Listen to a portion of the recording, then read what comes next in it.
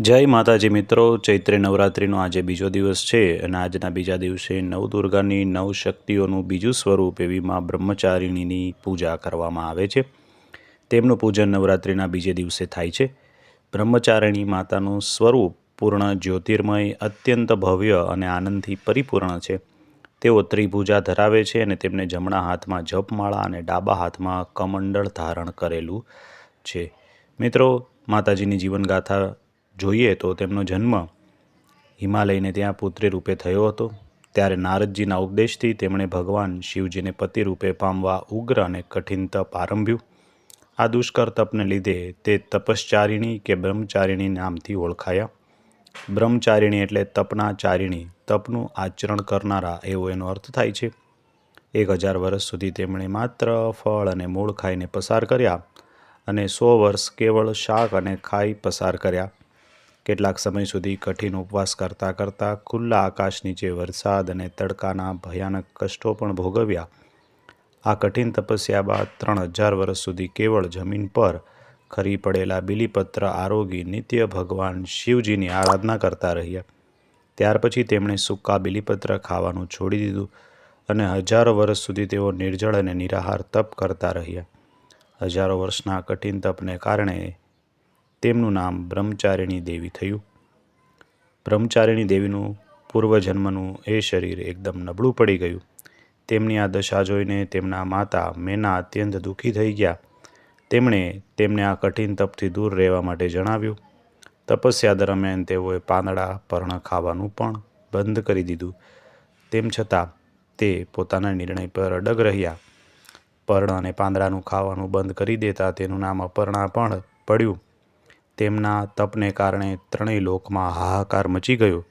બધા દેવો, ઋષિઓ, મુનિઓ, સિદ્ધજનો આદિ બ્રહ્મચારિણી દેવીના આ તપને અપૂર્વ પુણ્ય સમાન ગણીને તેમની પ્રશંસા કરવા લાગ્યા. છેવટે બ્રહ્માજીએ આકાશવાણી દ્વારા જણાવ્યું કે હે દેવી, આજ સુધી કોઈ આવું કઠોર તપ કર્યું નથી. તમારા આ અલૌકિક કાર્યની સર્વત્ર પ્રશંસા થઈ રહી છે. તમારી મનોકામના અવશ્ય પૂર્ણ થશે. તમે ભગવાન શિવજીને અવશ્ય પતિ રૂપે પ્રાપ્ત કરી શકશો. માટે હવે તપ કરવાનું બંધ કરી પોતાના ઘેર હિમાલયને ત્યાં પાછા ફરો. તમારા પિતા તમને લઈ અહીંયાથી જતા રહેશે. આમ ઉમાજીએ પોતાની ઉગ્ર તપસ્યા વડે ભગવાન શિવજીને પોતાના પતિ તરીકે પ્રાપ્ત કર્યા. દુર્ગા પૂજાના બીજા દિવસે એટલે કે નવરાત્રિના બીજા દિવસે તેમના આ સ્વરૂપની ઉપાસના અને આરાધના કરવામાં આવે છે. આ દિવસે ઉપાસના કરનાર સાધકનું મન સ્વાધિષ્ઠાન ચક્રમાં સ્થિત થાય છે. આ ચક્રમાં અવ્યવસ્થિત મનવાળા સાધક યોગી તેમની ભક્તિ અને કૃપાને પ્રાપ્ત કરે છે.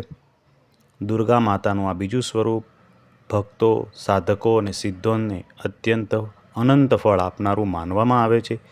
તેમની ઉપાસનાથી માનવીમાં તપ, ત્યાગ, વૈરાગ્ય, સદાચાર અને સંયમની વૃદ્ધિ થાય છે.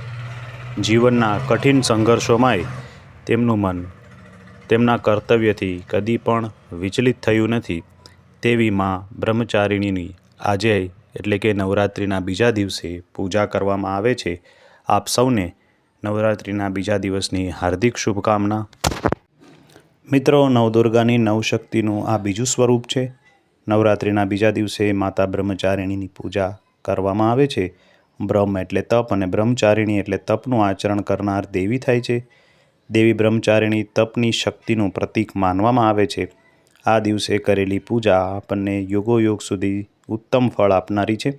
આ દેવીનું અત્યંત ભવ્ય અને જ્યોતિર્મય સ્વરૂપ અહીં આપ જોઈ શકો છો. શક્તિ સ્વરૂપા માતા બ્રહ્મચારિણીમાં બ્રહ્મોપાસના તપસ્યાભર્યું આચરણ સમાયેલું છે. બ્રહ્મચારિણી દેવીનું સ્વરૂપ એ જ્યોતિર્મય અને ભવ્યતાવાળું છે. મિત્રો, તેમની આરાધના અને ભક્તિ કરવાથી તપ અને શક્તિની પ્રેરણા વધે છે. સાથે જ વિચારેલા તમામ કાર્યો પૂર્ણ થાય છે. આજના દિવસે માતાજીની પૂજા કર્યા બાદ યા દેવી સર્વભૂતેષુ માં બ્રહ્મચારિણી રૂપેણ સંસ્થિતા નમસ્તસ્યે નમસ્તસ્યે નમસ્તસ્યે નમો નમઃ મંત્રનો જાપ કરવો જોઈએ, જેથી જીવનમાં સ્થિરતા આવે છે. નવરાત્રિના બીજા દિવસે માતા બ્રહ્મચારિણીની પૂજા થાય છે. માતા બ્રહ્મચારિણી મા દુર્ગાનું જ સ્વરૂપ છે. માતા બ્રહ્મચારિણીના એક હાથમાં કમંડળ અને બીજા હાથમાં જાપમાળા છે. અને એવું માનવામાં આવે છે કે દુર્ગા માતા કુમારિકા હતા ત્યારે તેઓ બ્રહ્મચારિણીના સ્વરૂપથી ઓળખાતા હતા. મિત્રો, આજના દિવસે પૂજા વિધિમાં બ્રહ્મચારિણી માતાને ફૂલ, અક્ષત, તરોલી, ચંદન વગેરે અર્પણ કરી દૂધ, દહીં, ઘી, મધ અને સાકરથી સ્નાન કરાવી ત્યારબાદ દેવીને પિસ્તાથી બનેલી મીઠાઈનો ભોગ લગાવો. ત્યારબાદ પાન, સોપારી, લવિંગ અર્પિત કરવા. કહેવાય છે કે માતાજીનું પૂજન કરનાર ભક્ત જીવનમાં સદાય શાંત ચિત્ત અને પ્રસન્ન રહે છે. તેમને કોઈ ભય સતાવતો નથી. બીજા દિવસે માતાજીને પ્રસન્ન કરવા માટે ઓમ એમ હિમ ક્લીમ બ્રહ્મચારિણીએ નમઃ મંત્રનો જાપ કરવો જોઈએ અને આ મંત્રનો જાપ 108 વખત કરવો જોઈએ. બ્રહ્મચારિણી દેવીના ઘણા નામ છે, જેમ કે તપશ્ચારિણી, અપર્ણા, ઉમા. મા ભગવતીએ શૈલરાજ હિમાલયને ત્યાં જન્મ લીધો, જેને લીધે તેને શૈલપુત્રી પણ કહેવામાં આવે છે. ત્યારબાદ મહાદેવને પતિરૂપે પ્રસન્ન કરવા નારદજીના ઉપદેશ મુજબ દેવીએ ઘોર તપસ્યા કરી. ઉનાળાની અતિશય ગરમીમાં માતા પાર્વતી દિવસ રાત અગ્નિ વચ્ચે બેસીને મંત્ર જાપ કરતા.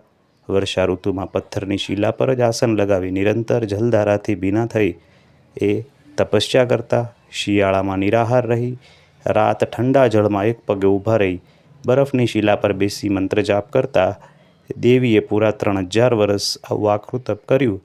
તેને લીધે જ તે બ્રહ્મચારિણી અથવા તપશ્ચારિણી જેવા નામે પ્રસિદ્ધ થયા.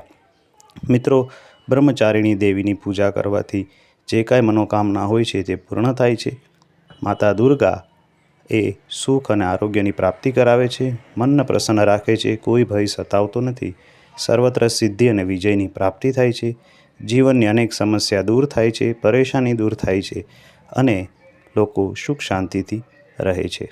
તો મિત્રો, નવરાત્રિના બીજા દિવસની હાર્દિક શુભકામના સાથે આ વિડીયોને અહીંયા પૂર્ણ કરીએ છીએ. આપને આ વિડીયો કેવો લાગ્યો જરૂરથી કોમેન્ટમાં અમને લખીને કહેજો. વિડીયો ગમે તો કોમેન્ટમાં જય માતાજી અવશ્ય લખજો.